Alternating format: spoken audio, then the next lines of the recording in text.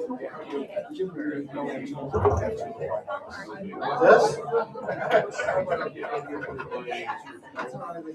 Oh, we only have two. We only have two. You have this one. So you have this one. You can be heard. We only have one.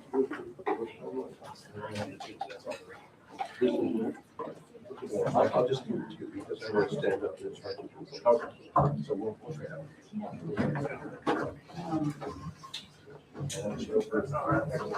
Good morning, good afternoon. Okay.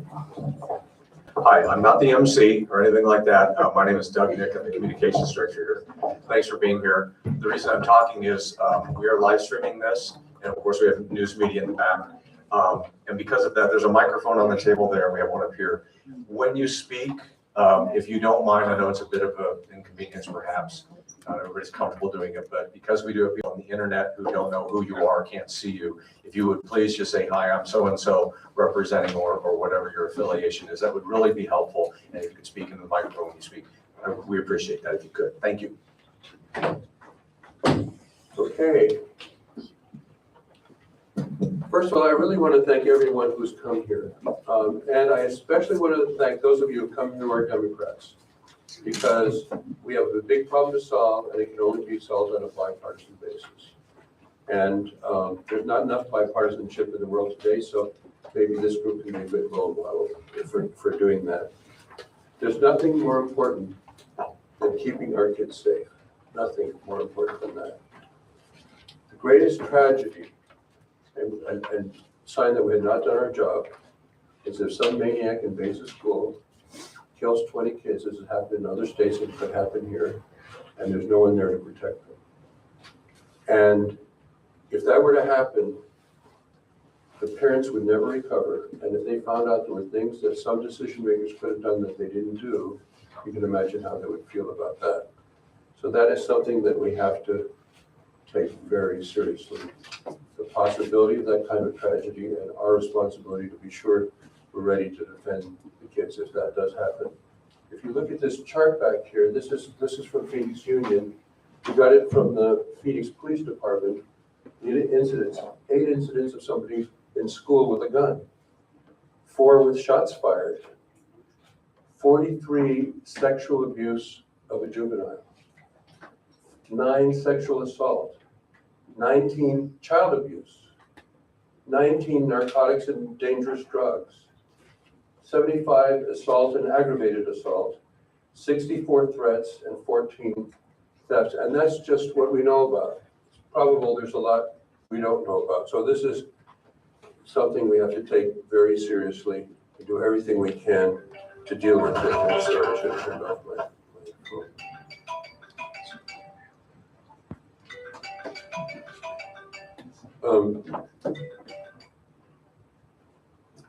So here's what we have done so far in our first 7 months.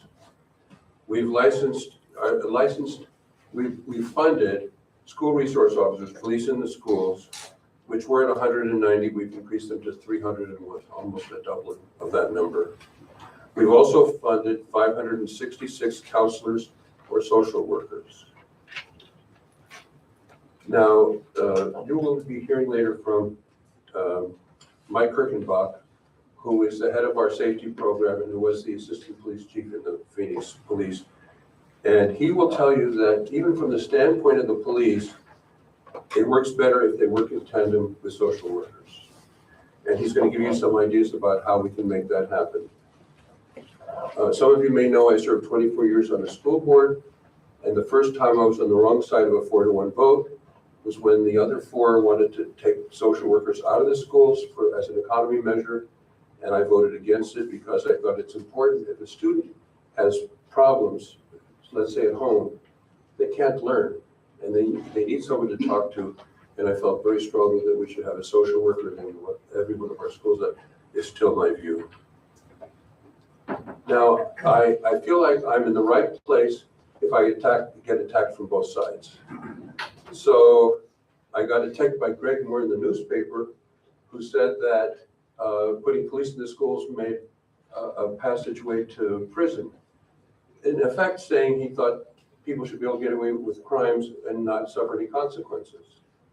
On the other side of the coin, There was a Twitter by a member of the school board, I will not identify who she is, that said AZ schools support social workers in the schools and approves them through the school safety grant with SEL implemented by social workers. Tom Horn is supportive of social workers in schools providing treatment to kids and confidential things kept from parents. Well, they don't have authority to keep things from parents, and they're not there to implement SEL. They're there because when kids have problems, they need somebody to talk to. But I'm getting attacked from both sides, so I feel like I'm in the right spot.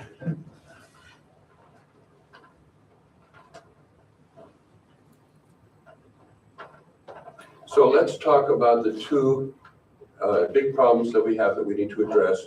One is long-term and one is short-term. The long-term is how to facilitate partnerships between police and social workers in increased numbers so that all of our kids are safe. That's the long-term. Michael will be talking about his ideas in that respect.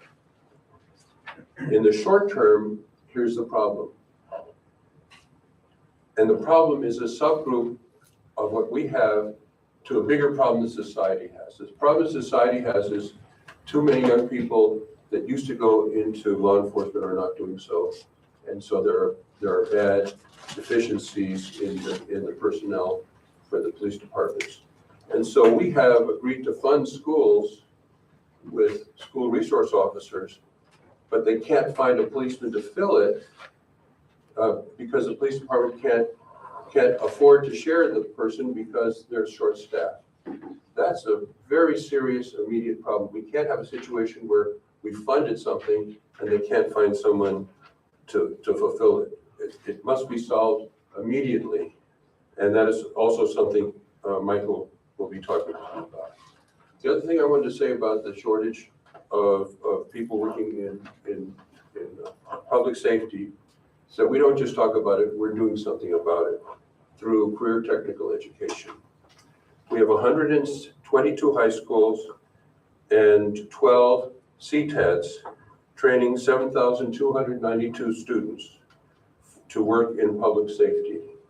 And we are working very hard to increase those numbers so that we help not only solve our own problem of fulfilling spots that we've already funded, but help solve society's problem that we don't have enough people going into public safety, and if police are understaffed, everybody suffers from that. So those are the problems that we would like to address, again, in a bipartisan way. This is what I would like to do. I would like to ask all members of our task force to introduce yourselves, just say who you are, who you represent. Then I will have Michael speak, and I will also have Kevin Imes speak about our career technical education plans. And then we would like to go around again and get your ideas, questions, thoughts, opinions, anything you can contribute to making this task force work. So if we would start with Representative Gress, maybe, and go around and introduce yourselves, please. Thank you, Superintendent. Representative Matt Gress for Legislative District 4, which includes Scottsdale, Arcadia, Paradise Valley, and North Phoenix. Pleasure to be here. Good afternoon, Wendy Miller. I'm the superintendent and CEO of Challenge Charter School, and I'm honored to be a part of this task force. I've been working with students, families, faculty for 25 years, so school safety is paramount, and I'm very grateful to Superintendent Horn for hosting this important conversation. Thank you, Superintendent. I'm Catherine Miranda, Senator for LD 11, which covers Guadalupe Bay, downtown Phoenix, Levine, and parts of downtown Phoenix. And I am excited to take off my senator hat every now and then because I come from an education background with being a teacher, school board member, and I'm excited to look at this topic in a holistic way. And thank you for bringing so many stakeholders because the perception is holistically taking care of these students. So thank you, Superintendent. Wes Brownfield, Executive Director of the Arizona Rural Schools Association. I am a retired high school principal in rural Arizona who knows Who knows what it's like to always have that thought in the back of your head that if I have a problem, the nearest cop shop is 30 minutes away. But pleasure to be here. Thank you for inviting me. Thank you. Good afternoon. Thank you, Superintendent. I'm State Representative Jennifer Pollock. I represent District 13, which is Chandler, West Gilbert, and Sun Lakes. I also serve as the ranking member on the House Education, and I'm a teacher. I taught for 17 years K through 6, and now I teach part-time at one of our state universities. Awesome. Good afternoon, everyone. My name is Frank Lomeli. I'm the Vice President of Elementary Education for Friendly House. Also the school principal of Academia del Pueblo Elementary, a public charter school in South Phoenix and a part of our city that needs a lot of extra love. And I'm happy to be here today. Thank you. Hi, I'm Sean Donegan. I'm the Deputy Director of Arizona Peace Officer Standards and Training Board. Here today on behalf of Matt Giordano, who's our Executive Director, who would like to be here, but is enjoying some cooler temperatures out of state at the moment. Thank you for having me. Good afternoon, I'm Jill Broussard. I'm the Pinal County School Superintendent. I'm here representing the County School Superintendents Association, as well as Wes mentioned, those rural districts that it takes a while to get help out to them when needed. Good afternoon, I'm Gerald Richard. I'm an attorney. I'm also a pastor in Tucson, Arizona. I've worked on this issue quite a bit, as Michael knows, with the Phoenix Police Department for a number of years, as far as addressing not only the issue as far as not having enough officers, but also trying to make sure that we had a positive working relationship with our respective communities. So this is a subject that I'm quite familiar with and glad to be here. Hi, I am Ann O'Brien, and I am the councilwoman in the city of Phoenix in District 1, which is the northwest part of the city. I'm also a recovering school board member from Deer Valley Unified School District for 8 years, through COVID, I might add.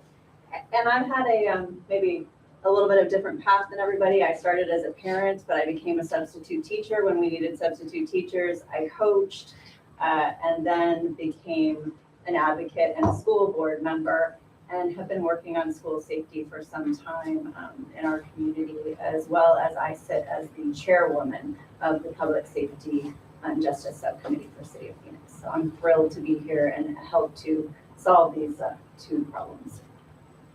Good afternoon. I'm Christina Culbertson, and I'm with the Arizona School Counselors Association. I've been a school counselor. This is going on my 14th year. The past 2 years, I'm working as a counselor specialist. So I work with all the counselors in our district. So I've had lots of experience with school safety, what we can do to keep our schools safe. I've worked with SROs. I hope that I can add to this perspective and help with some ideas creatively to solve some of these issues. I'm Officer Steve Dew with the Arizona School Resource Officers Association. I've had the pleasure of being the association's president, and as you can see, I'm also representing the Chandler Police Department. I am a school resource officer in the second largest high school in the state, and I bring 19 years of experience to contribute, and it's this multidisciplinary team that of stakeholders that really make the formula work. So I look forward to contributing. Thank you for inviting me. Thank you for inviting me, Superintendent Horn. My name is Karen Warner, and I'm on the Scottsdale School Board. And I'm one of a 5-member board who serve Scottsdale, Phoenix, Paradise Valley, and parts of Tempe, and I'm honored to be here. My name is Lauren Hendricks. I'm a representative for District 14, which is primarily Gilbert. I'm happy to be here. My name is Bobby Bravo, and I'm ABE staff here to assist with the task force. Ken Bennett, State Senator from LD1, which is basically Yavapai County, and Chair of the Senate Education Committee. I said President. We used to meet, the State Board of Education was in this room, and so when I'm in this room, I think back to when I was on the State Board of Education, but now I'm in the Senate. Good afternoon, I'm John Croto, Superintendent, Dysart Unified School District. Thank you, Superintendent Horn, for being here.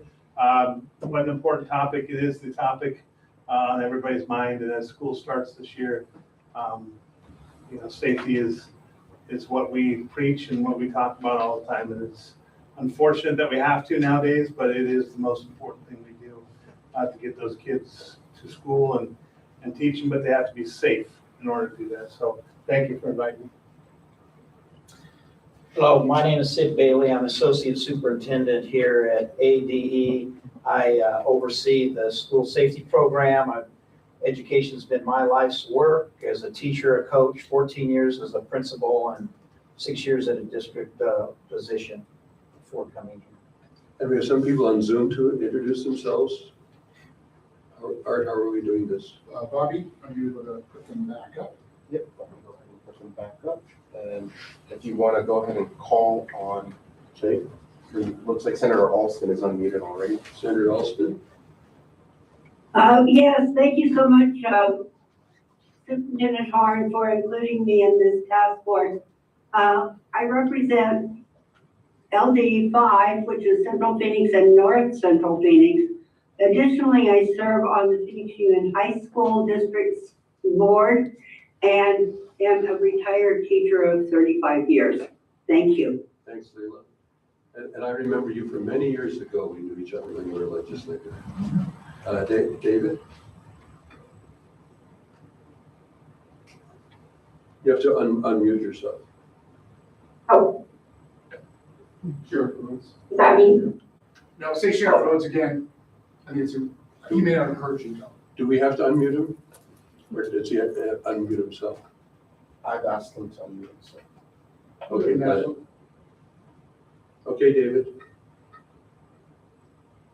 You're unmuted. You asking for Sheriff Rhodes? Yes, sir. Little echoey in there. Sheriff David Rhodes, Yavapai County, President of the Arizona Sheriff's Association. Thank you for having me. I prefer to be there in person.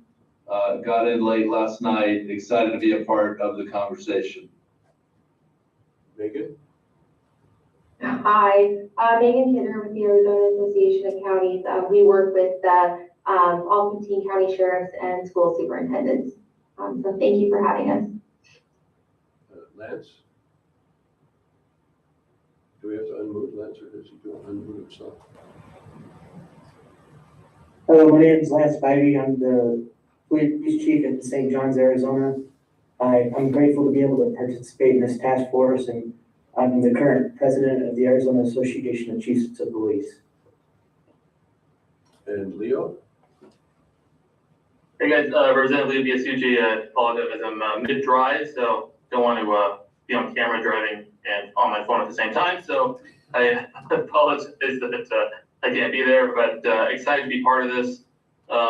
We had a bill this last year, HB 2705, which was my bill that deals with a pilot program for school safety. And so I'm hoping that we can come together with both sides of the aisle, as well as law enforcement and Supervisor Horn, and really see what is it that we can do to keep our children safe, which I agree is the most important thing we can do. So excited to be part of this, and thank you guys all for having me. Thank you, Leo. Art, have we covered everybody in the task force? Unless you want to go around on the outside, you want to do it. That's everyone in the task force. Good? Are we good? Okay, then, Mike, the floor is yours. Thank you, sir. So good afternoon, everybody. As the superintendent said, my name is Mike Kurtenbach. I just want to spend a minute to go over the agenda of the task force members. You have it in front of you. And just tell you a little bit about myself so you understand my role in this position. I served in the Phoenix Police Department for just under 33 years. I served every rank in the department with the exception of chief. I spent 6 years as the executive assistant chief running the day-to-day operations of the department. As it speaks to what we're talking about here today, one of my proudest assignments was serving as the Maryville Precinct Commander, where I had approximately 16 school resource officers assigned to me, and then serving as the assistant chief over the program as well. And I see Reverend Richard over there, who I've learned so much from over the years, who I consider to be a mentor of mine in learning how to engage the community and how to work in partnership so we can find solutions. So with that, it was interesting. When I took this position, there was some reticence from some who believed that as a police officer, my focus was solely going to be on law enforcement. And Christina, I will tell you that as a practitioner, that for all the years that I was in a patrol car, and I trust that Steve will say the same, as the most visible form of government, law enforcement is oftentimes put in positions that we are ill-equipped to handle. And I say we, and I guess I have to be mindful of the fact that I no longer wear the uniform. If I could have a social worker or a counselor sitting next to me on the vast majority of those calls, I think there's a much greater likelihood of having a successful outcome. That isn't in any way to disparage law enforcement, but there are certain things that law enforcement is trained to do, and there are certain skills that they don't possess. So it was a misnomer to believe that my focus was solely going to be on law enforcement. As Superintendent Croto said, it's about safety, as we heard around the room. It's all about safety. And I can be accused of being a little idealistic. If there was a way to ensure that we could pair a police officer with a counselor, with a social worker in every school in the state, I know that's a superintendent's vision as well. I think that would be a wonderful solution for our state. I don't know if we can ever get there, but I'm one of those people that's always going to be forward focused and hope that we can get there. So I just wanted you to understand where I'm coming from and to tell you a little bit about me and then talk about what we are going to discuss today.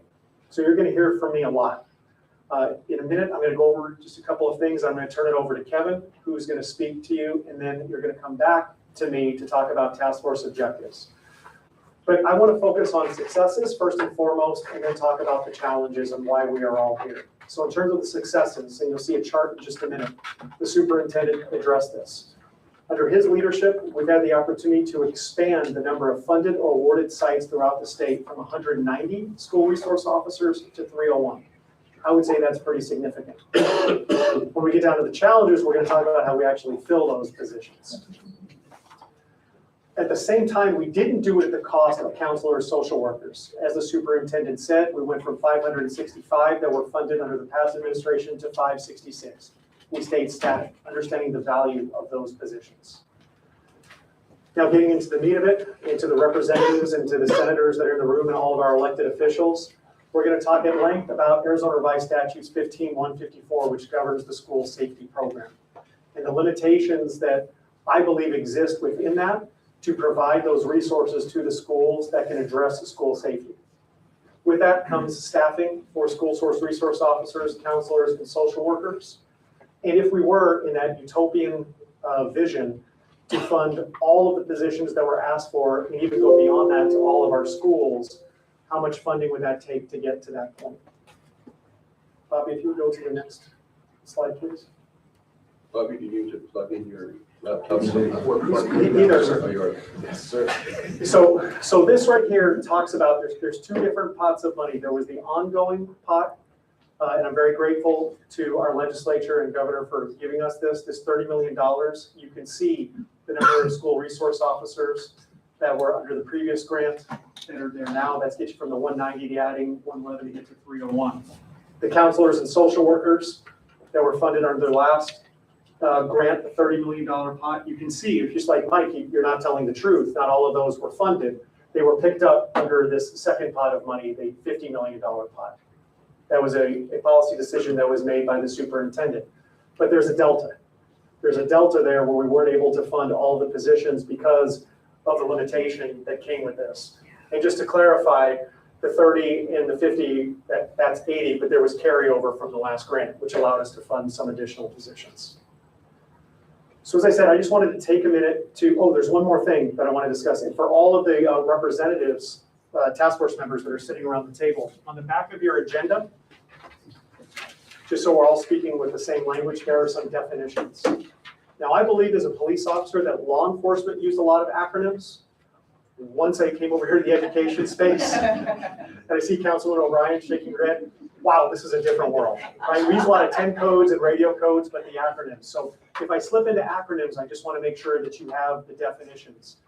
Of a school resource officer. Well, we here at ADE provide a definition of a school safety officer. I'll go into much more detail about that in the second half of my presentation. LRE, which is law-related education. The school safety program, if I say SSP, you understand what I'm talking about. And then the Stronger Connections grant, which is the vehicle that we're using. It's a federally funded grant that is allowing us to put school safety officers in school that will tie more broadly into the discussion around ARS 15-154. So with that, I will take a seat. I'm going to turn it over to Kevin now for the next part of the presentation. Thank you, Mike. As mentioned, my name is Kevin Imes. I'm the State CTE Director, Deputy Associate Superintendent of the Department of Education. I'm going to add one more little acronym on there. That's CTE, that's Career and Technical Education. As Mike noticed, that there are a lot of that going around. So didn't want to shortchange you, give you one more there. So I'm thrilled to be part of the solution, and I'm equally thrilled the fact that superintendent knows that career and technical education is part of the solution. So career and technical education is the pipeline for the talent workforce for which students enter into the workforce. We have the privilege of offering a program called Law and Public Safety. This prepares our young women and men to enter a field of law safety and to become a police officer. It's a faster way forward. You can also mention that we have over 7,900 students that are enrolled of our programs. Career and technical education stretches the four corners of the state, whether you're in Kayenta, Kingman, Cochise, or down to Yuma. Career and technical education services all the communities throughout Arizona.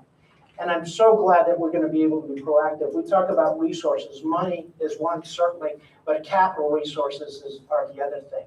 And through technical education, career technical education, our students leave the program with the certification and with those skills to enter the workforce and become police officers and police women. So with that, I'm going to turn it back over to Mike. Thank you, Kevin.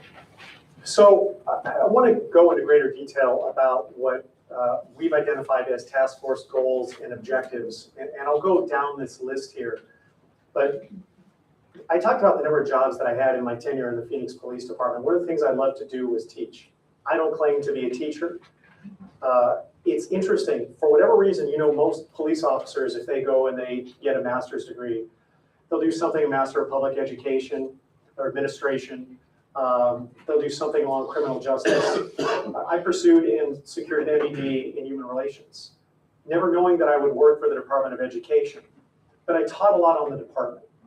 And one of the principles that we taught was the principle of enlightened leadership. And the principle of enlightened leadership says the answers are in the room, you just have to ask the questions. So what I'm putting up here is merely a framework for discussion for us to hopefully get to a resolution that makes our schools and our state safer. So one of the first things that I want to talk about is review the expanding of the definition of a school resource officer that is currently in ARS 15154, which is very prescriptive. And you see there, it's a peace officer or a full authority reserve peace officer who is certified by the Arizona Peace Officer and Standards Training Board. The reason I bring that up, and this isn't unique to Phoenix, but at the Phoenix City Council meeting on July 3rd, they were presented a package of school resource officers that Superintendent Horn awarded. And there is a gap between what is the desired state of filling, was at that time 86 positions, 87 that were presented to the council, and their ability to fund and fill 61 of those. So that's 26 schools. There's a 27th we've since identified that through no fault of anybody on the council or on the department, there is funding available for a school resource officer, but there isn't a COP. And to further contextualize that, the Phoenix Police Department at the peak sworn staffing level was 3,388 filled sworn, 3,388. Last numbers I saw was Phoenix is sitting about 2,577 filled. That's the lowest staffing level in the city of Phoenix since 1999. That should be concerning to all of us. And I've asked Officer Dew to be part of this task force, and Sheriff Rhodes representing the Chiefs Association, and Chief Spivey on behalf of the Arizona Association of Chiefs of Police, and host, because it's important that we have the conversation about who we have in our schools. So right now, the day I left the Phoenix Police Department on February 3rd. I started this job on February 6th. When I started this job, I was no longer had the capacity to go work in a school as a full authority peace officer. Does that mean I didn't have the skills to do that? I don't think so. I think I had the skills as maintaining my certification for almost 33 years. But part of the conversation that has happened around the state, and it certainly happened at the Phoenix City Council meeting on July 3rd, is should there be an opportunity to open this up to retirees? Should there, as I've had a conversation with Executive Director Giordano, is there an opportunity to look at a limited status, a limited certification for a peace officer just to serve as a school resource officer. That vehicle currently does not exist. Do we look at our military? Do we look at federal police? Do we look at tribal? Where do we look to find competent, trained peace officers, however they are defined, to serve in our schools? That's part of the conversation. Security guards play a very important role, but I will tell you, and under Superintendent Horn, I've had the opportunity to lead 2 trainings, active shooter intervention training involving 7 West Valley agencies. We just concluded our 2nd round of training last week. And if, God forbid, that critical incident happens, one of the most important things you need is real-time communication.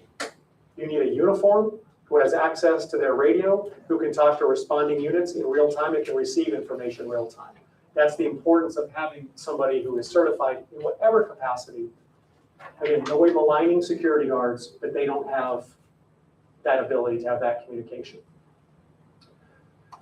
The next thing that I want to talk about is school safety officers and how we defined it. I briefly mentioned the Stronger Connections grant before. The Stronger Connections grant is a $21 million federal grant that we, ADE, released with an emphasis on recognizing that we couldn't fill every SRO position. So is there an opportunity to get well-trained police officers in schools in an off-duty or an extra-duty capacity? So I think of Chief Sullivan here in Phoenix, Sheriff Rhodes, Chief Spivey, their agencies, they have limitations. So if I have an officer who's working, say, in the South Mountain Precinct on 3rd shift, but he or she has Tuesday, Wednesday, Thursday off, because that's what that junior 3rd shift officer has, I had that for years, is there an opportunity to plug that officer into a school during his or her days off to provide this service? That's that off-duty capacity that is provided under the Stronger Connections grant. So we make the differentiation between an SRO and an SSO. They have the same certification through post. The only difference is they have their day job or night job, as the case may be. And then this extra assignment is them working in the schools. When my children were young, I worked off-duty jobs regularly to try and help make ends meet.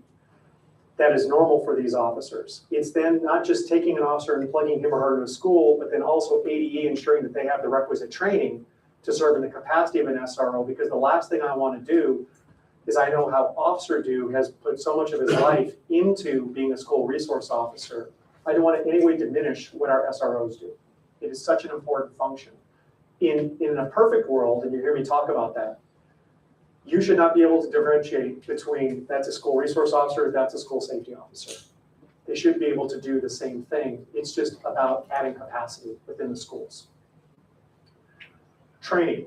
What I've heard very clearly in conversations, and Officer Dew will speak for himself, what I've heard in leading school resource officers and other officers, and in these last 2 active shooter intervention classes with SROs in the West Valley, is they want more training.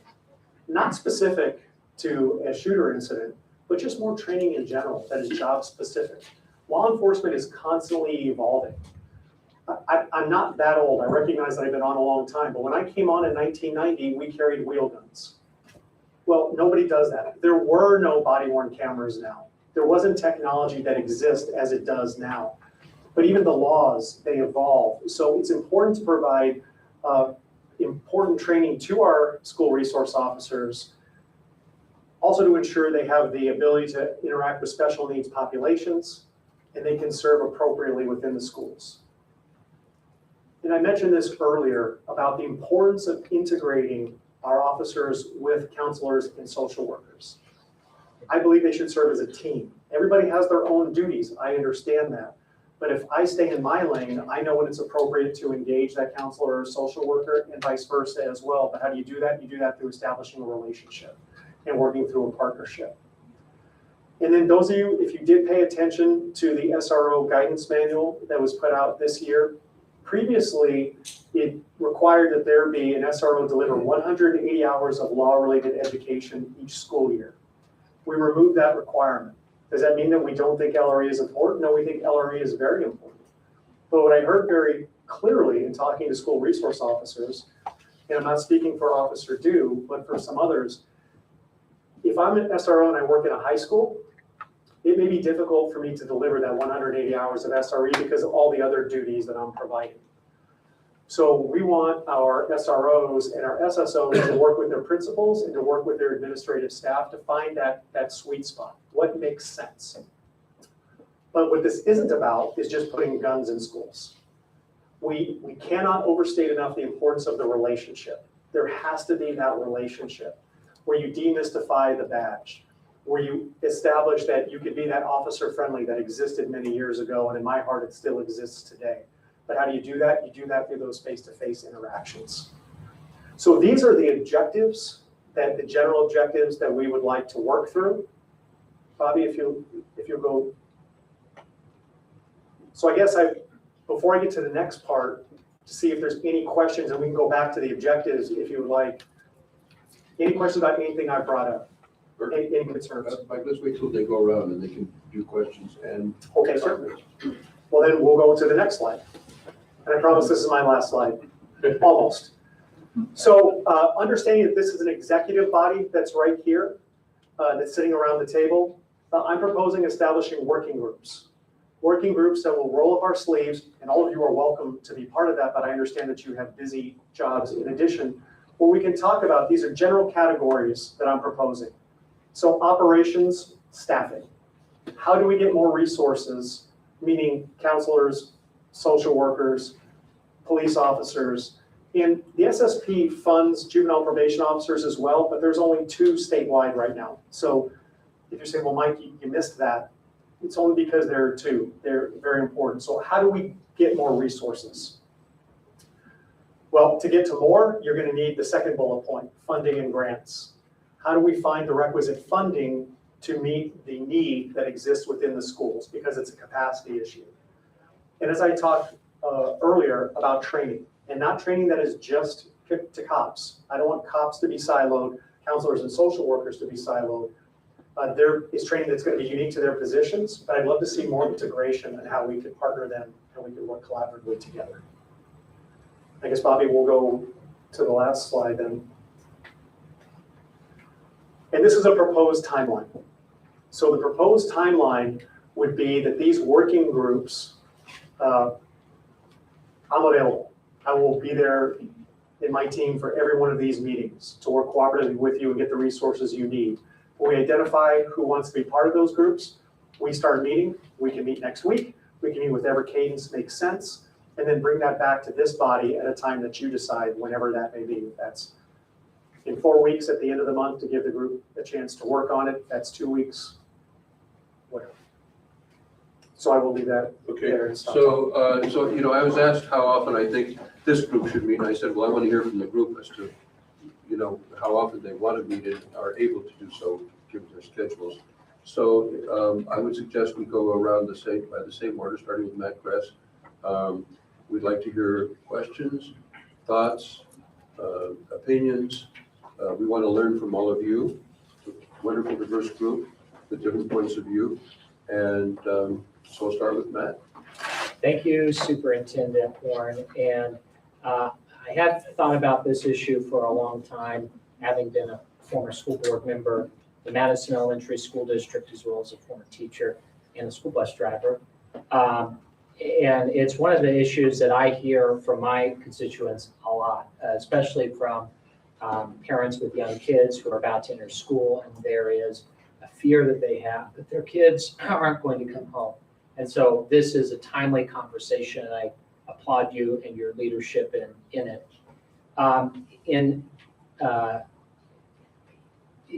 Over the summer, I've been trying to wrap my hands around the cash position of our public schools. And as chairman of the audit committee, they released a report a few weeks ago that suggested about $2.4 billion schools are sitting on as of June of 2022. They have expended some of that money, but they're still well north of $1.5 billion of COVID-19 relief money that I think should be prioritized for school safety initiatives that can get it started, and then the legislature could come back. Especially we talk about capital, CTE with capital, hardening buildings. In Madison, we did a school safety assessment of every campus. I think that should be the expectation of every district and charter school here in Arizona, so that we can get a sense of these dollars. I think it should probably be a prerequisite before you go out for a bond or a capital override, that you have done a school safety assessment at your campus, because I think that should take priority before any other dollars. And that's something the legislature would have to do. That's something the legislature would have to do. In addition to the COVID cash, we've also discovered that schools have over $300 million in over-generated property tax revenue that they don't have the budget authority to spend. So I believe if we're going to talk about resources, the first place we should go are to the schools themselves. And I think they need to step up and take some responsibility and ownership. And to the extent that we can give them statutory authority to spend dollars they already have, we should and we must. Technology was mentioned in terms of interoperability with the sheriffs and local PD. I think our police should have on hand the blueprints, the layouts of the buildings, where the grades are, so that they can respond effectively. And I applaud you and your leadership with the active shooter training. That's exactly what we need to be doing. And finally, I really like this idea about the CTE, an idea that was percolating, at least I've seen it in Scottsdale, where the police department teams up with a training simulation. It's a camp for police and first responders. We should develop a grant program that allows schools to set up these pathways, more of these CTE pathways at non-CTE schools that can bring more people into the law enforcement profession. Thank you. Thanks, thank you. Thank you, Superintendent. So my experience has primarily been working with elementary school students and families. So 15 years of my time has been as an elementary school principal. So this concept, these conversations, right, every morning, this is something that principals are thinking about and parents are thinking about. So research shows that the primary need for a child before they can learn anything, some people would say it's hunger, nurture, it's safety. If a child does not feel safe, we can't even take the next step to begin the learning.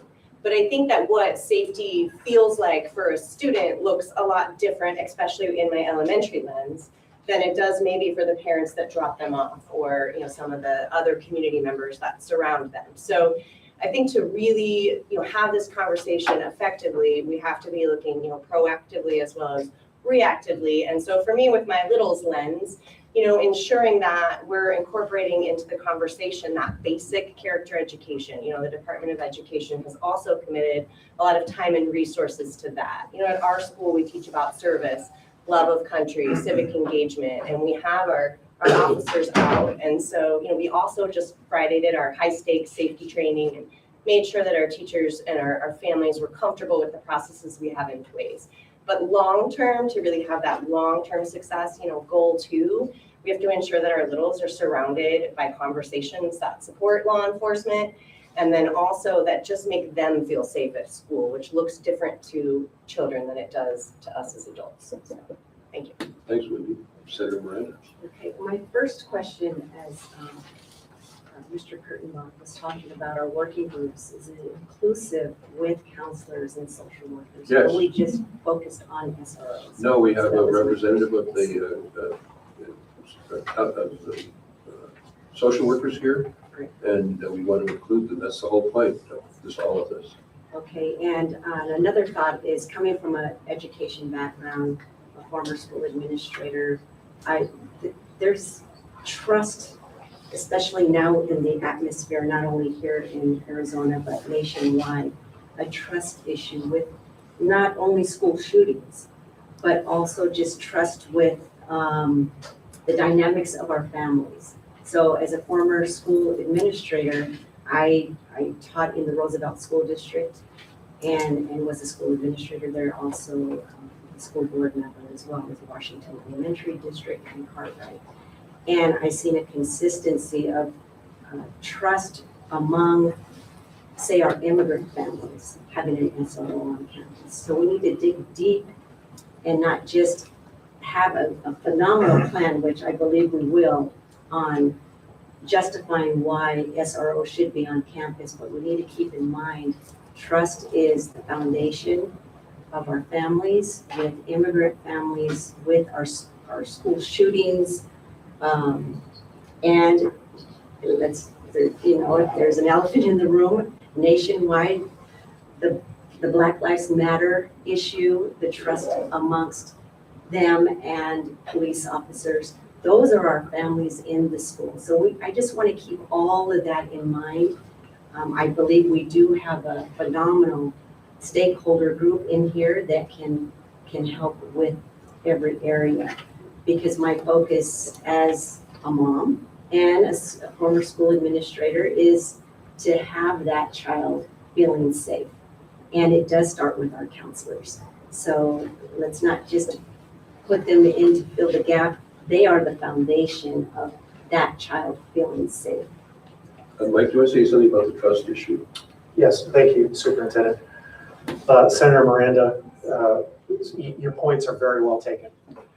And as somebody who, in my 33-year career, I spent 17 of those years working in South Phoenix and working in Maryville by choice. And I alluded to before what a blessing it was. And I recognize in many of my assignments, I didn't necessarily look like those that I had the honor of serving. The rest of my story that I didn't talk about, I'm the first member of my family born in the United States. My parents were immigrants. My brother was 8 years old when they came from what was West Germany. I grew up in that immigrant household off of 23rd Avenue in Camelback. So I've seen that firsthand, and I think that has helped me. Passion can't be faked. You could do it in short bursts, and then you have to earn trust over time. That's something I prided myself with on the Phoenix Police Department. What I learned from Gerald at the end of the table, working in places where you want to meet people where they are as opposed to telling them what they're supposed to be. When I made that reference to enlightened leadership earlier, there's a reason the good Lord gave us 2 ears and 1 mouth, right? We're supposed to listen twice as much. And I pride myself on being a really good listener. So whomever you think should be at the table to help us bridge that gap.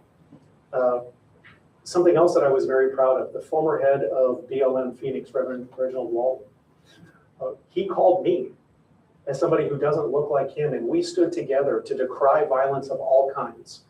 Violence that was perpetrated by law enforcement or against law enforcement, so that we can come together. So I welcome this conversation, working collaboratively, working with school counselors and social workers, doing whatever it takes to enhance safety for all.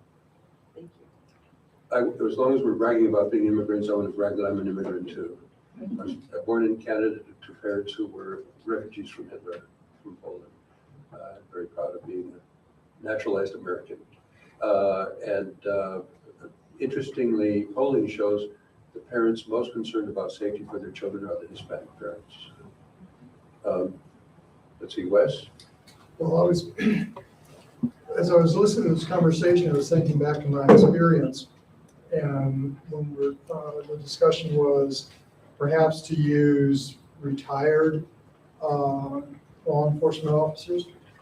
I had a medically retired law enforcement officer who was my school safety officer. And he was every bit as effective and would have been every bit as effective as a school resource officer had we been able to have one. So I think that's a pathway that I had not thought about. And in rural America, I think you'll probably find a good many retired law enforcement officers, military, even depending upon how far down that rabbit hole you want to go. So I have seen that work. That's one of the reasons we have the legislators here, because it requires a change to the law to be less restrictive. But we still, in rural, we still have this, this problem we always have, which is lack of resources, and one of the biggest lack of resources is human resources. Representative Padley. Thank you, Superintendent. So many things to say, and to piggyback on what others have said as well. When I go and visit my schools, I like to listen to hear what they need, where their struggles are. And recently I visited one of the charter schools in my area, and they said how the student population has really changed in the last couple of years, and they felt like they were desperately in need of a school counselor. So I explained to them how the program went this year, where top priority was putting an SRO in the school, and the headmaster said, but that's not what we need. We really need a counselor. And I said, I hear you. So I think that each school doesn't necessarily need the same thing. So I think it's important that we recognize that with the populations they serve. This session, I co-sponsored a bill with Mr. Grantham, Mr. Bennett was on the bill, and Senator Marsh to include mental health providers, allowing school psychologists to be part of that. That's another piece that could be very supportive in the schools. There was also another bill that I think we might talk about that protects the school blueprints from freedom of information requests. We want to keep that safe and secure so everybody can't see where the hallways are, where the doors are. Everybody doesn't need to know that information, and that might be a very simple way to help our students be a little bit safer. So I think for now, I'll stop there so everybody else has a chance to speak, but thank you so much for inviting me to share my thoughts. Thank you for sharing. I believe the question asked was, how often should we meet, right? And I think it should be, but it should be early and often, right? This is a modern day problem, modern day crisis requiring modern day solutions. And it looks like we're all taking the right step to finding that solution. We're, at our school, we've never had a school resource officer. And last year, we were in a situation where we had a high security issue where we literally had to kind of delay the start of school after fall break to find security. And we brought security onto campus and immediately saw the impact, the positive impact and the benefit of having armed security presence on campus. And it was kind of a learning curve. We had to really, it was a new integration in our school community, right? And helping parents and students understand that. And so that was a first time experience for us last school year. We started school today. I think I shed about, 1,000 calories. Walked 20,000 steps. We started school today, but those questions and that, hey, we're security and staff knowing that we've been funded for an SRO, the parents asking, student asking, it's the new norm on our campus, right? So this is a very important topic, as you mentioned. It's if not the most important priority, it's definitely up there as one of the top priorities. So my interest is working on operations and staffing. I'm not a school safety expert, but I'm a principal, I'm a parent, I'm a grandparent. So this is important to me professionally and personally. So I'm hoping that we can find some solutions here with this task force.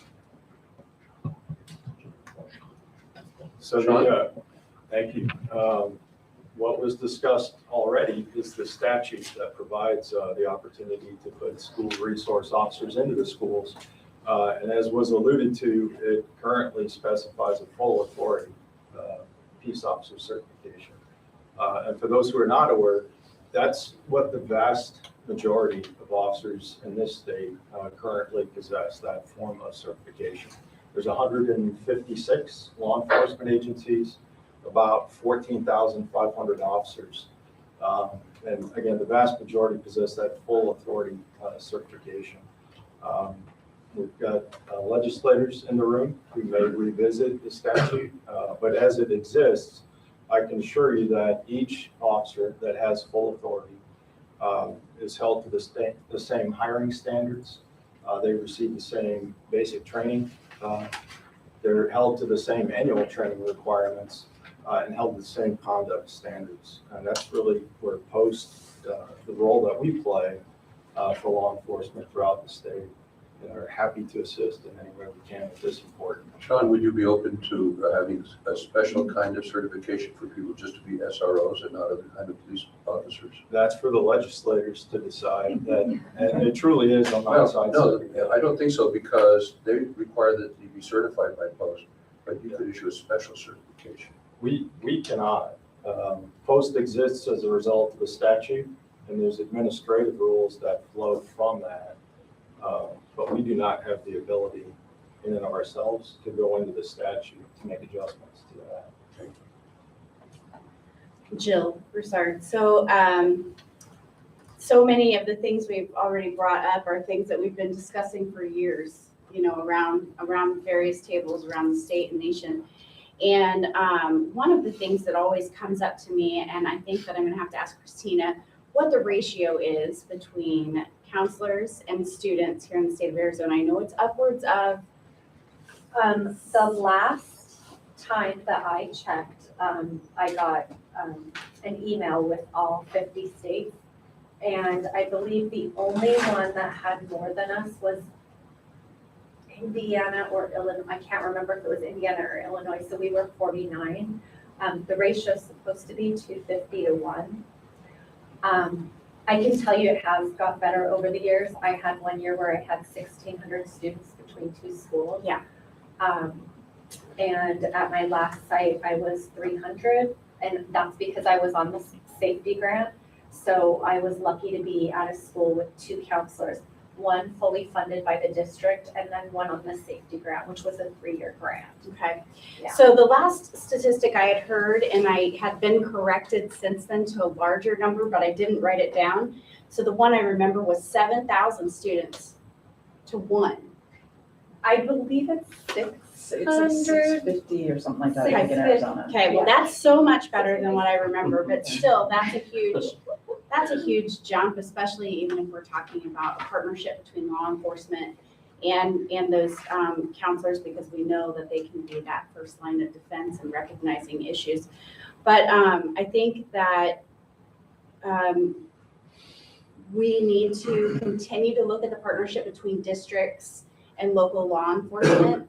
There needs to be local law, whether there's an SRO or not, especially when there's not an SRO, someone to reach out from the police and sheriff's departments, be that liaison between the district and the police department.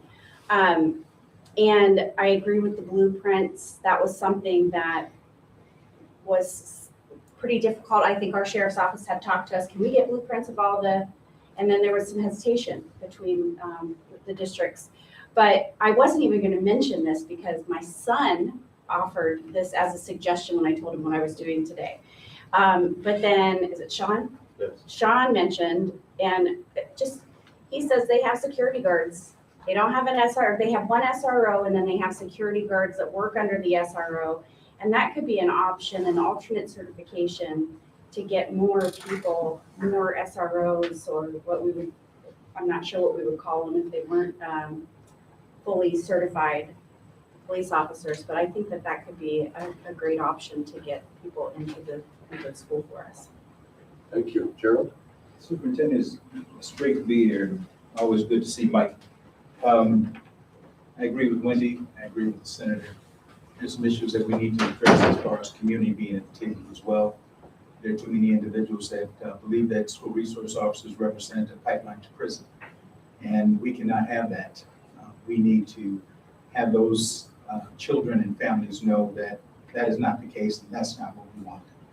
I've sat on the Arizona. Well, Gerald, if somebody commits a crime, you would expect that to be reported. That's where I'm gonna go now towards training, because the training is so critically important to make sure that children are being treated fairly. And there are too many situations where that has not been the case. I've sat on the Arizona Peace Officer Standing Training Board. I understand the constraints that you're dealing with, but I also understand what it's like for a law enforcement agency to say, okay, now where does this person fit in as far as our organization is concerned? And how does that work? Do they work during the summer with us? And are they rolling out on calls or not? It's a lot more than just, we're just gonna put them in the school for 9 months, or 10 months, or whatever. My other concern is, besides making sure we have that relationship with the community, is the training of officers. And when we talk about retired officers, I have attended school resource officers training along with administrators. One thing that I assured them when I was there was, I'm not going to send you a school resource officer who is retired here. They may have retired, but that means they still want to go to work. They still want to interact with the children. They still want to see the best for them. But if you're going to retire here, no, we don't need you. Another one which, as I didn't realize, my councilwoman sitting next to me, but in 1990s, under the Clinton administration, over 181,000 officers were placed into the community-based policing effort that he had going forward. It was a wonderful program. We were able to fund SROs, community response squads, and all sorts of other programs. But it only lasted 3 to 5 years. And then I got to turn to you and say, is the city of Phoenix willing to pick that up afterwards? Or I've got to turn to a school and say, are you willing to give up a assistant principal in order to continue to keep that school resource officer? There's more to it. There's going to take some work in order to finally reach, hopefully, a peaceful solution to this, because there are a lot of other people that aren't at the table that should still be here and have their voice heard. Thank you, Gerald. Ed?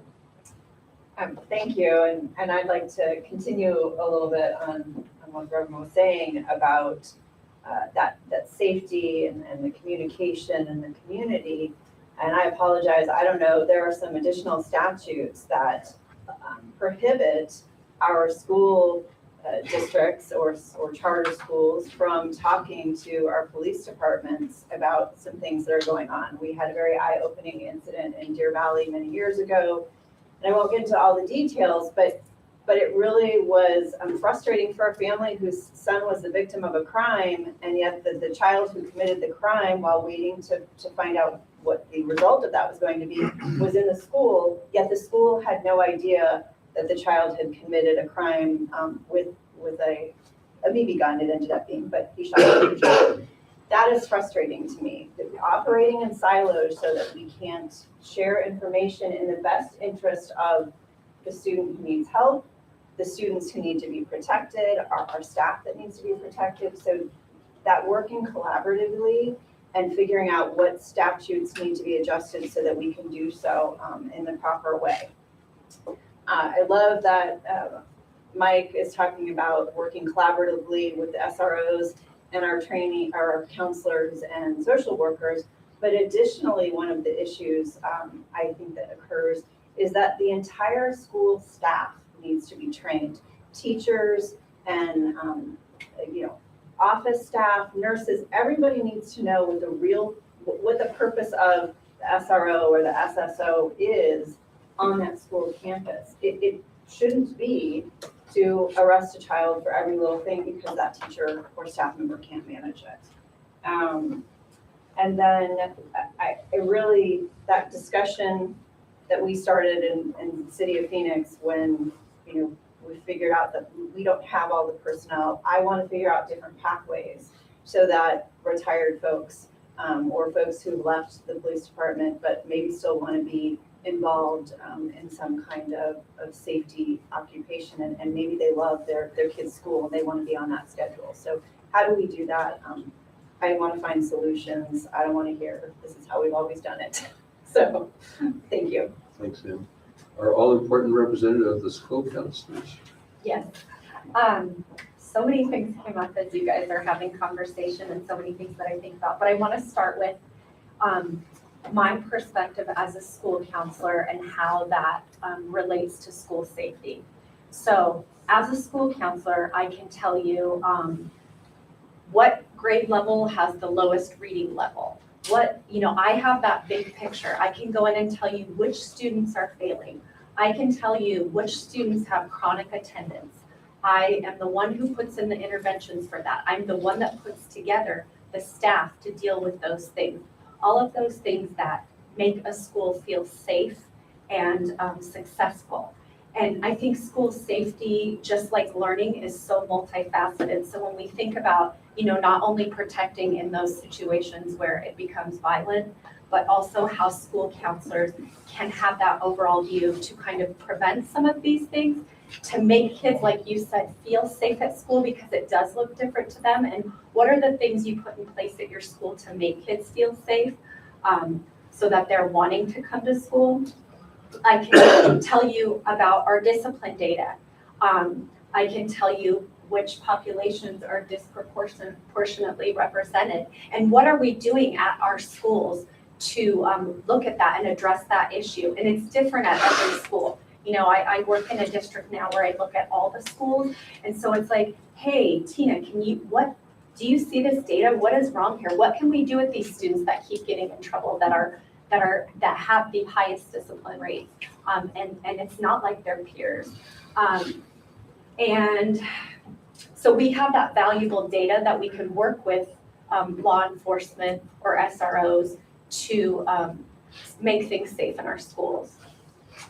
And another thing I wanted to talk on was I have worked on the school safety grant for 2 years. I actually attended his training.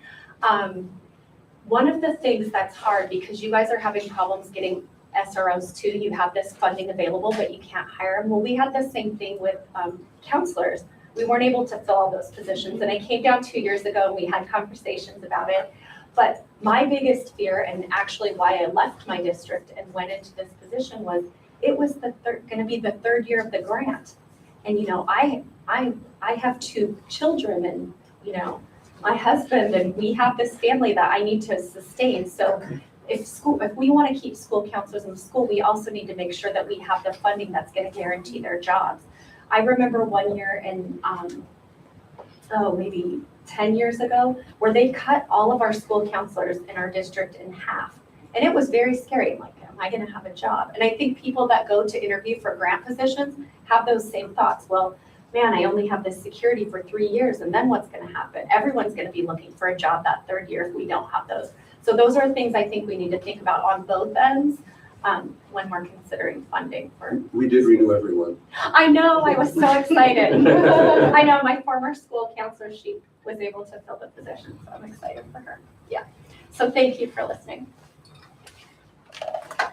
Steve? I think from what we've heard already, some very diverse backgrounds and experience, which I really appreciate. The framework we have with the school safety program right now, as it is written, establishes that each school should have a multidisciplinary team on their campus. And at a minimum, including that principal, some mental health professional of some type, because it looks different on every campus. And then having that school resource officer within the program. And having that multidisciplinary team, and then the operational plan after reviewing the data specific to that site, specific to that district, then you move forward with how to proceed from there. What I've seen over the years is that the school safety program isn't run with fidelity. We have these concepts of how, let's analyze our data. What should we do with the school resource officer? What should we do with our existing programs? And then how it's implemented kind of stumbles a little bit. And so having a consistent understanding of here's the training that would be required for everyone. I think, I forget who mentioned it, everybody being trained on that campus as to how to use your officer.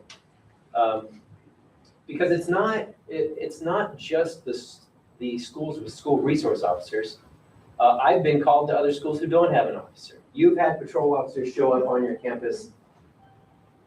And I always go back to what's important now. Well, what happened now on my campus, I had somebody covering for me. It was a patrol officer. The way that a certain situation was handled was a little bit uneasy. And so today, I show up there and handle the situation, and we work through it because I've built that relationship. And I've become part of those protective factors, you know? And within those protective factors, you become that approachable adult. Now, working with counselors and social workers on every campus I've worked in, and when I've spoken with officers who have successful school safety programs, their conduct and their programs and everything that they're involved in is so intertwined, because it's like baking a cake, and you've got all these different pieces and parts. You might be bigger because it's a certain flavor, or you might be the salt to it, sugar. You see what I'm saying? But if you don't have the right components and balance within your organization, and when I say organization, your community, your school community, it's not gonna turn out right. It's not gonna taste right. Someone's gonna be upset about it. Someone might even get sick over it. And that would be a shame for something like that to happen.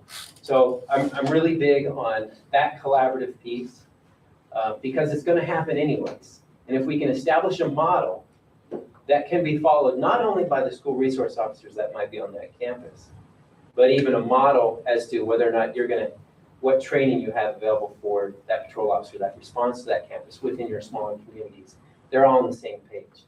They have that certification that might be available as, okay, that officer, he's certified to respond to the schools. Or, I think about the Illinois model, where they do have a school safety division, and they have certification, 40-hour course, minimal as it is, that if you're gonna work on a campus, that's a certification you go through. The national basic SRO training is also a certified aspect of it. And so if we're looking at bringing people, retirees, or individuals from other sources, having that extra component, so we know who's going on to those campuses is extremely valuable. And then I just wanna touch on, as president of the Arizona Association, I emphasize over and over and over and over that you never ever criminalize juvenile behavior. Never ever criminalize juvenile behavior. The interactions that you're having as a resource officer or as a police officer with youth should not be an element of intimidation. That would disqualify about a third of the legislature. Only a third. And it's just like your individual departments or sheriff's offices that have these outreach activities where, coffee with a cop or donut with a cop, which I don't eat donuts. Or those special outreach events, because we want to be in this world of 21st century policing. We want to be transparent in everything that we're doing. We want to be respectful to everyone. We want to be clear in our decision making. And so it's that approach that we already tried to do anyways. So not criminalizing juvenile behavior, being an approachable adult, huge thing. And the school resource officer program is a prevention-based program. Prevention, prevention, prevention. Because you become that approachable adult. And the school resource officer represents a healthy relationship with authority. And that authority looks different for everyone. And so when I can have a healthy relationship with a youth who might have had a horrible experience with another police officer or another authority figure, we set the stage for them to be successful in the future.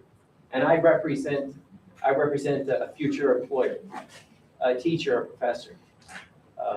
So building those positive relationships are key to that. And so I'm trying to step down from my soapbox right now. And I just appreciate being here and being able to share some of my personal experience that I know would be beneficial to the task. That was very interesting. Thanks, Steve. Karen? Yes. So being in the trenches of the schools and listening to parents and listening to staff, they want to feel safe at school. They want SROs, they want security officers, once I'm speaking away. And it goes so much further than that. And it really also becomes part of a role model. And I don't know what, little boys or girls are going to be police officers when they're in elementary school. It used to be that was, when the little sheets would come out at sometime during the year with the class, they would have what every student wanted to be when they would grow up. They were mostly police officers, firefighters, and so on. And there's been such a shift in that in the last few years, just because of the environmental circumstances. And bringing police officers back and building that culture and the relationships between the police officers and our students and building the trust in a lot of the things that the officer just spoke about is so important. And figuring the culture and then having somebody who is going to neutralize the situation if something was to happen. And somebody who has the authority and the training to actually do that. Because in some of our campuses now that wouldn't happen, and it then becomes reliant upon our teachers and our staff to protect the kids, which I know that they will do, but we want to give them some peace as well. And having uniformed police officers also becomes a deterrent to some of the kids that maybe have behavior issues, and we're seeing a lot of behavior issues in our schools right now, is going to be a deterrent because they're gonna see a police officer in uniform, and that hold you back a little bit. And then once you're forming relationships with that officer on campus every day, it's going to create a different dynamic. And what also would be really great is that if, and we've talked a little bit about this before with some of you, but if we're able to free up funding to SROs, and then taking that from the current police officers that are in force, and then opening up and having funding so that there could be more recruiting, and then getting the pipeline of police officers going so that we're getting new officers, and trained officers who then come over and become SROs, and having the funding system so that we're filling not only just the SROs, but refilling the officers that are on duty right now. I think that would be really great to be able to create something like that out of what we're doing here. And I appreciate everyone's input, of everyone that's been here today. It's been eye-opening to listen to, and gives me a lot of hope, and I'm very excited to move forward with this committee and see what we produce. Thanks, Chair. Representative Hendricks. Been great comments listening. To answer your first question, you asked about availability and timing. I'll make time for whatever time I need to spend. As far as comments, I've served on a K-12 board, a college board, a community college, and legislature a couple of times. And as I'm listening to these comments, I'm thinking, how should I contribute today? And my one thought was, maybe I just listened and shut up. But as a politician for the last 20 years, with cameras running, I can't do that. I guess I'd like to come in as a parent, because probably of all the things I've done, the thing that I'm probably the most proud of is I have 8 kids, and when they talk about safety and being safe, something happens, the first thing my kids are likely to say is, I'm gonna tell my dad. And that's because it's important to me to make them feel safe. And as we're listening and talking, I'd like to talk as a parent, because it was probably 20 years ago, I remember getting a call from my wife. And in those days, you didn't have lockdowns. I guess you had them. I don't recall a phrase of lockdown back then. And so my wife called, and something's going on at the school. And our son is there. What's the first thing I do? I leave my office, I drive to the school, and whatever it is, I'm either gonna find out or I'm gonna fix it. And I don't know exactly what that means.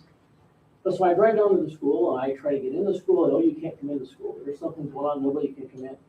Well, my son's here. Is my son okay? Well, we can't really tell you that. And anyway, they threatened to arrest me while I was there.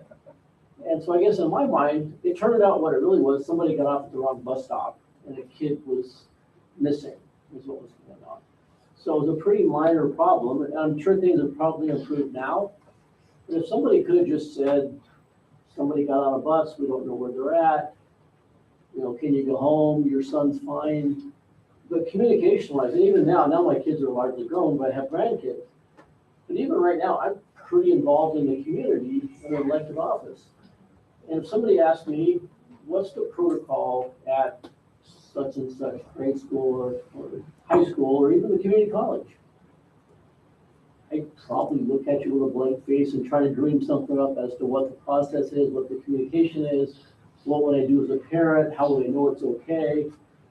My daughter's a teacher, my son's a teacher, my wife's a teacher. Even that involved. I couldn't tell you what the process is, other than I'm gonna hear on the news there's a lockdown at such and such school. It could be anything from, I can't even imagine what I think it was, but I think communication to the community, I'm not saying there isn't communication, but in my personal experience, that's a big deal. Thank you. Ken? Warren kind of went where I was going to go, and that is that he talked about his children. My children are grown, and so the most important thing to me right now are my grandkids. And I know one school resource officer on the planet, and it's Steve at Daniels Canyon Elementary School in Heber City, Utah. And he is a Wasatch County Sheriff's Deputy who knows me by name, and I know him by name.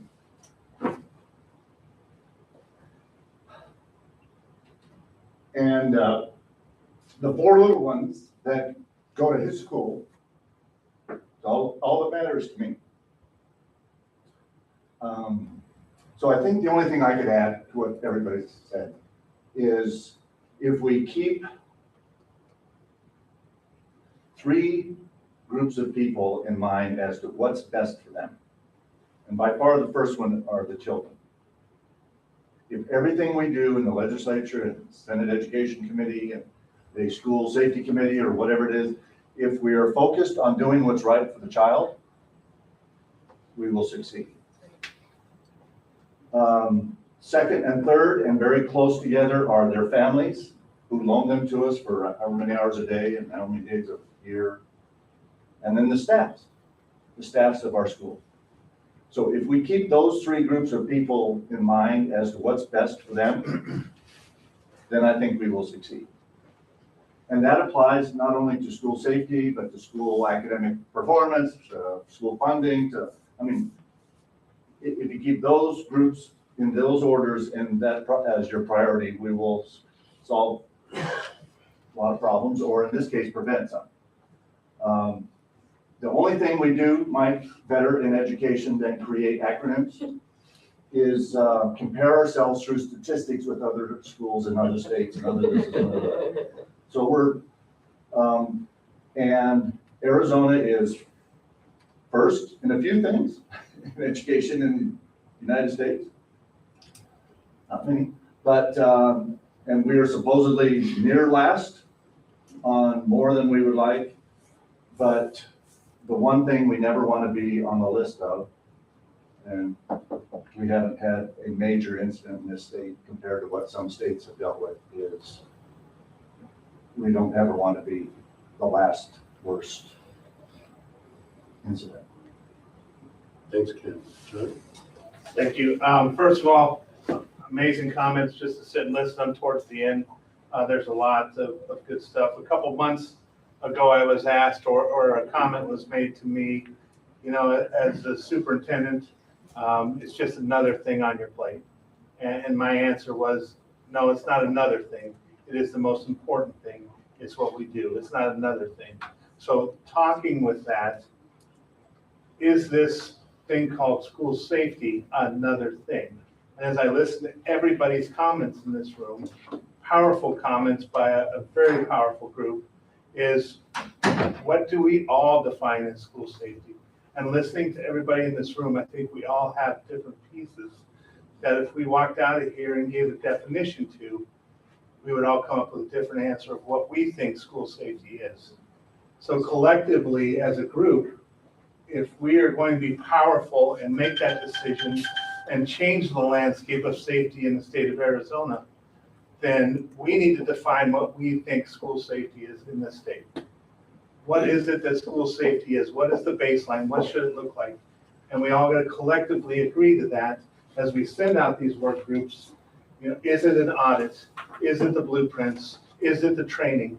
What pieces do we collectively think? What is our end objective to say this is school safety in Arizona? This is what the schools will meet.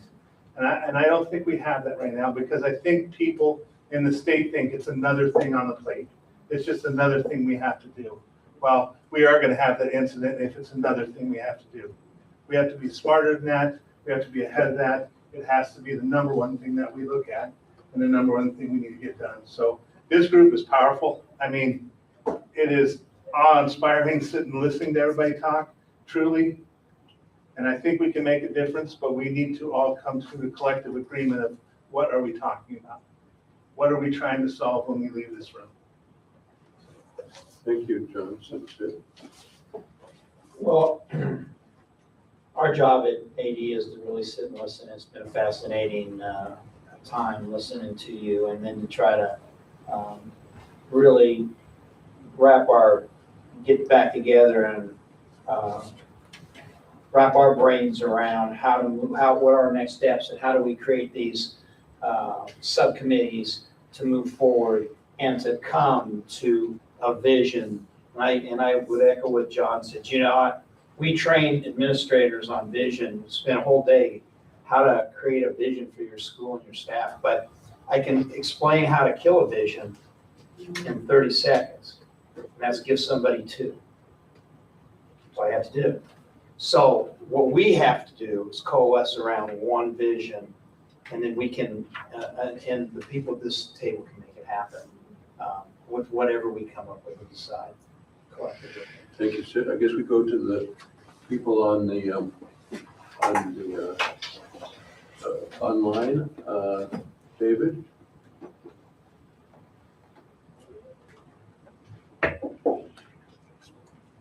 Yes, sir. David Rhodes, Yavapai County Sheriff, thank you for having me. Fantastic comments. I believe that a number of things. Number one, the committee does need to work fast. This has been bouncing around for quite a while before we had a comprehensive statewide approach here in Arizona. A lot of people are doing a lot of very good work, but it's not, we haven't had anything comprehensive that I'm aware of in a while. I do believe a couple of things. I'm going to come at this a little bit from the law enforcement side. You know, the sheriffs run jails, and so we can make everything as secure as you want it to be, but it'll look like a jail, which is not what we want for our schools, obviously. So the trick is, how do we get security while it still has the look and feel and touch of a school? How do we make people feel safe? Some of the kids feel safe, some of the comments. And that's a little bit tricky. But when it comes to the security, the response, the ability to take action immediately, there's a few things, in my opinion, that need to be done. One, we need regional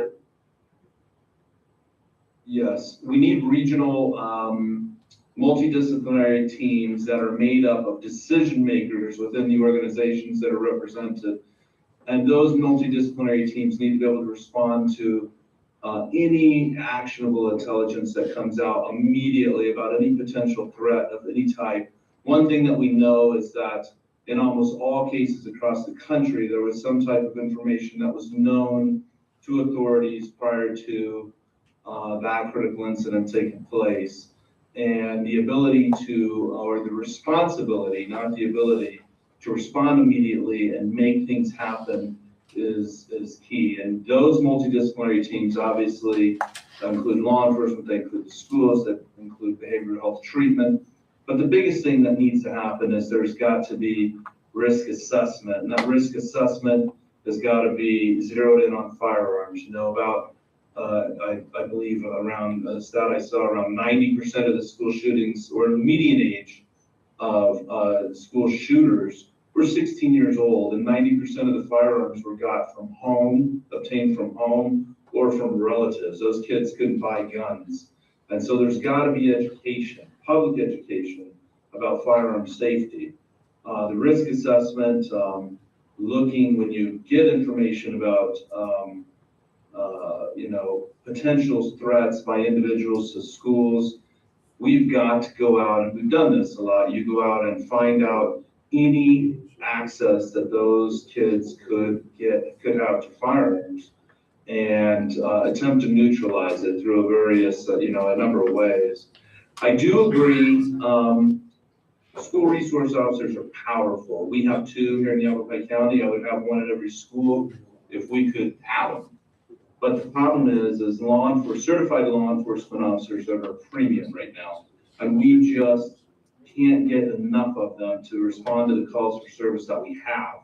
And so something needs to be done there. I do agree with the comments that we could potentially look at having school resource officers that were not necessarily full-fledged Arizona Post certified officers. They need to be able to be in the schools. They need to not worry about being called away for other emergency calls. It's possible. They are there for prevention. There's no doubt about it. But their most important job, their most important task is to be there with body armor and guns to respond to anything, to any type of school violence, active emergent threat, anything like that. That's what they're there for, first and foremost. And so people that are willing, we've used volunteers here in Yavapai County. We've had different, different ways to go about that. They don't have to be full-fledged law enforcement officers. So these are some of the things that I think that the committee could zero in on quickly. The last thing I'll say is this. The legislature now for the last 3 years has been funding technology that essentially creates parallel 911 systems between schools and the 911 primary public safety answering points. And what that means is that school administrators and teachers now here have, they're beginning to get this technology. They have panic alarms on their phones that ring directly into the 911 center and circumvent all of the 911 phone calls so that the 911 operators know that they're talking to somebody that is in the school that is actually seeing what's going on, and not, one of the 200 911 calls that are in the queue from scared parents or whoever may have heard something or seen something. That type of technology allows the 911 operators to take over the cell phone video of those teachers and administrators and see exactly what is being seen inside those schools. That type of technology needs to be put in every school and every 911 center in this entire state as fast as possible. It can't be piecemeal funded, and it needs to be funded by the Arizona legislature. The school districts and the local governments do not have the ability to self-fund that. It also creates interoperability between law enforcement agencies. Every county, city, everywhere in the state has multiple law enforcement agencies on multiple radio channels that are driving all over the place all the time. And right now, you literally dial 911, you can ring to, you can ring, I'll use Yavapai as an example. You can dial 911 from the Prescott High School. It rings to Prescott Police Department. The police officers in Prescott could be 10, 15 minutes away from the high school, and there could be a DPS officer or a sheriff's deputy or somebody else that is only a minute away, but they're not going to know that that type of emergency is going on at the school without interoperability. And this software provides that. It puts out the information that is needed to every law enforcement agency, every law enforcement officer in the area at the time that it's coming in, so that they can respond as quickly as possible. So there are some things to do. There's some work that can be done. I'm looking forward to being a part of it, and I'll leave it right there. Thank you, David. Lance?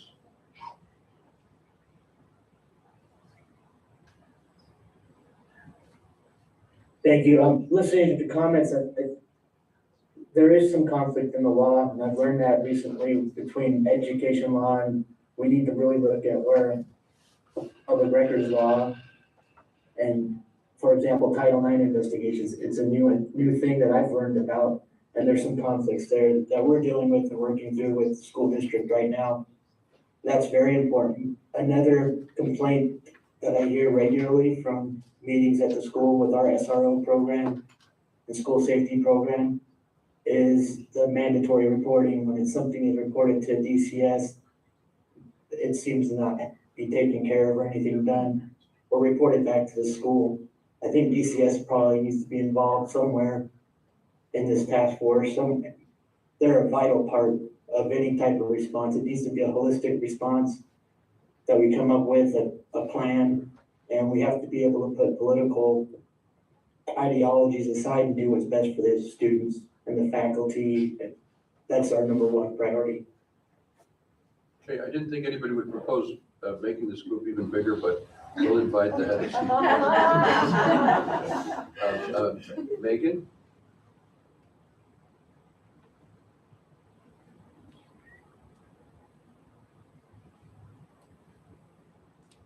Jump to Leo and then.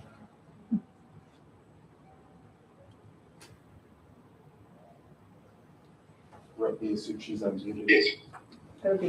Yeah, I'll jump in really quickly and, I don't know about time to you guys, but, I think the most important part, of this whole conversation, and I appreciate Superintendent, excuse me, Warren for putting this together, is that we have so many different ideas in this room, which I love, right? We have ideas from Democrats, we have ideas from law enforcement, from Republicans, because that's the reality of the situation I think we're faced in. Is, Rosa Paula's district is different than my district, and her needs are going to be different than my needs.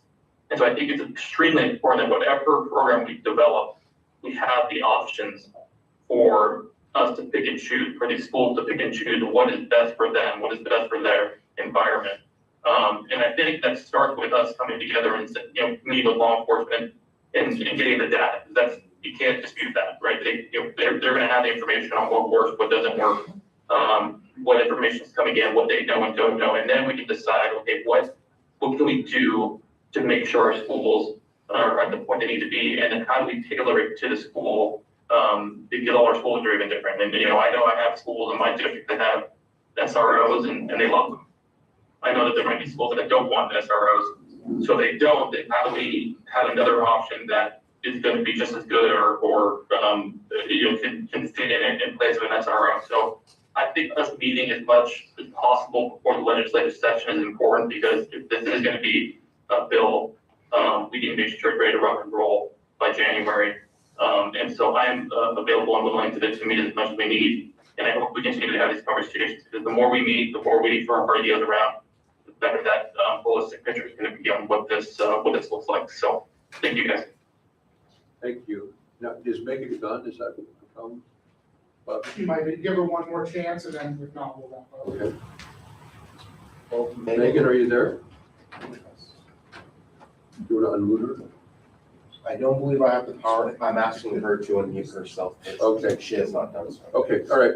So the next step is for people to sign up for committees. Mike, you want to remind us what the committees are? Bobby's going to go back. So these are proposed, right? We can begin with these just as working titles.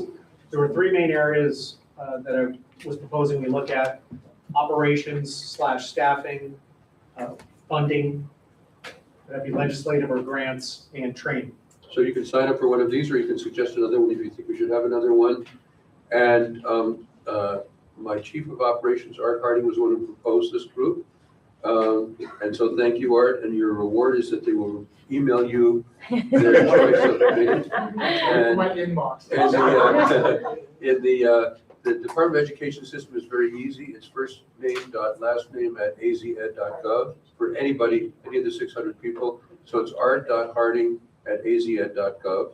And maybe what we'll do is we'll send out, I think we have everyone's contact. I'll send something to you just so you have it. Right. And then we'll. And then the last thing is to decide how often we're going to meet. I mean, ideally, it'd be nice to meet monthly, but some of you may be too busy for that. You have to be monthly or that, more, because we're gonna have, we're not gonna get anything done in November and December, so we gotta get. Is monthly satisfactory to everybody?